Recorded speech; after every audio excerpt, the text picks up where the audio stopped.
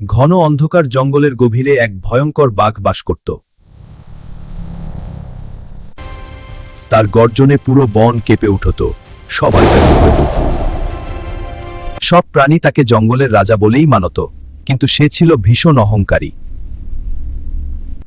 টানা 2 দিন শিকার না পেয়ে বাঘের খুব ক্ষুধা লাগল। রাগে তার চোখ লাল হয়ে উঠল, সে শিকার খুঁজতে বের হলো। ঠিক তখনই ঝোপের আড়াল থেকে বের হলো এক ছোট্ট শিয়াল। দেখতে দুর্বল হলেও শিয়ালটি ছিল খুবই বুদ্ধিমান। এই শিয়াল, আজ তোর শেষ দিন। শিয়াল ভয় পেল, কিন্তু মুখে তা প্রকাশ করল না। মহারাজ, আমাকে খাওয়ার আগে একটি কথা শুনবেন? কি কথা বলবি?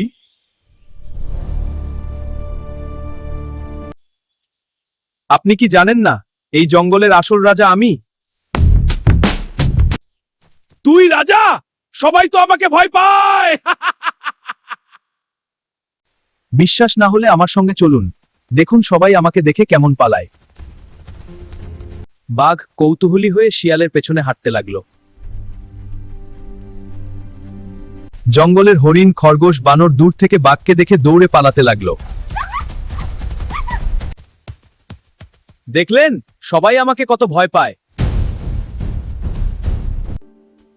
হয়তো সত্যিই শিয়ালই রাজা। আমি ভুল করেছি।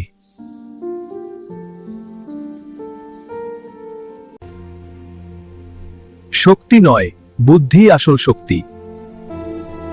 ভিডিওটি ভালো লাগলে লাইক এবং কমেন্ট করুন এবং সেই সাথে নতুন নতুন ভিডিও পেতে চ্যানেলটি সাবস্ক্রাইব করুন।